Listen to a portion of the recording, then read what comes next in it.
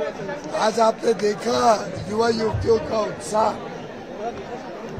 भारत को नशा मुक्त बनाना विकसित भारत की नींव बनेगा।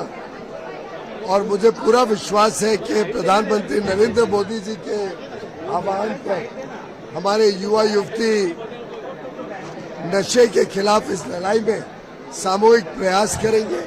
और हम उत्तर मुंबई में बहुत उत्साहित हैं कि इस अभियान के साथ जुड़े और पूरे उत्तर मुंबई को नशा मुक्त बनाएं।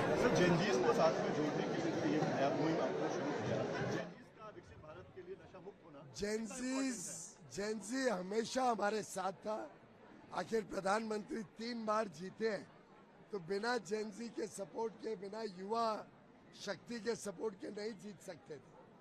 आगे भी हमारे को पूरा विश्वास है कि समाज का हर वर्ग प्रधानमंत्री नरेंद्र मोदी जी के साथ है, उनको आशीर्वाद दे रहे हैं कि वो जिस प्रकार से अमृत काल में विकसित भारत बनाने के लिए कटिबद्ध है, जिस प्रकार से पूरे देश और समाज को साथ लेकर देश की उन्नति और प्रगति में हम सब जुटे हैं, मुझे पूरा विश्वास है युवा शक्ति उसके साथ पूरी ताकत के साथ जुड़ेगा। प्रधानमंत्री सर, राहुल गांधी और बहुत अच्छा युवाओं का रिस्पांस आ रहा है के बीच बना गए, पीएम जी इंस्टा के बीच बना रहे हैं जेंजी से डायरेक्ट कनेक्ट करने के लिए, बहुत अच्छा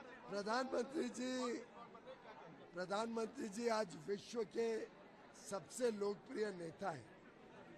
और विश्व यानी हर उम्र के लोग विश्व में आते हैं।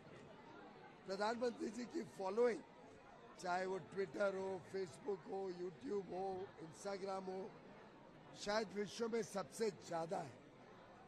और स्वाभाविक है कि प्रधानमंत्री जी जो दिशा निर्देश देते हैं, जो आह्वान करते हैं, जिस प्रकार से युवा युवतियों के साथ आज जुड़ रहे हैं, उसका प्रभाव देश के इस अमृत काल में विकसित भारत 2047 की तरफ भारत को और तेज गति से लेके जाएगा। जिस तरह का बिल लाया गया, पहले कभी इस तरह का बिल स्टूडेंट्स के लिए सोचा नहीं गया था, क्या कहेंगे?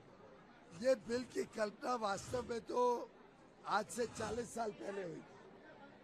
आज से 15 साल पहले 2010-11 में कांग्रेस और उनके साथी यूपीए की सरकार ये बिल लाई भी थी कि एग्जामिनेशन के पेपर लीक हो या कुछ गलत काम हो एग्जामिनेशन के साथ जुड़े हुए, उसमें सजा दी जाए। लेकिन उनमें साहस नहीं था, उनमें कोई बहुत ज़्यादा उत्साह नहीं था इस बिल को पास करने का। नहीं तो लाते तो विपक्ष भी उनका सहायता करता।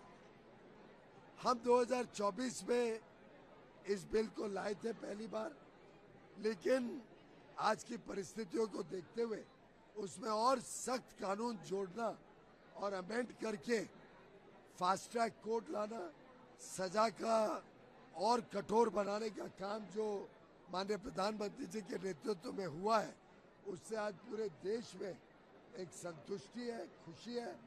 दुर्भाग्य है कि विपक्ष ने हमें इस बिल को भी पास करने में अपोज किया।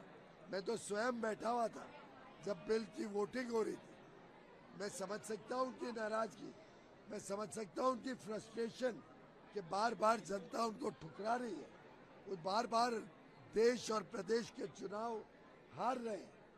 लेकिन जब बिल पर वोटिंग हो रही थी तब तो कम से कम इसका समर्थन कर देते, तब भी वो ना बोल रहे थे। मैं निंदा करता हूँ विपक्ष की, मैं निंदा करता हूँ कांग्रेस पार्टी, समाजवादी पार्टी की और उनके अन्य साथी आम आदमी पार्टी जैसे इंडी गठबंधन के सभी दलों का, जिन्होंने इतने अहम बिल पर भी सरकार का साथ दिया।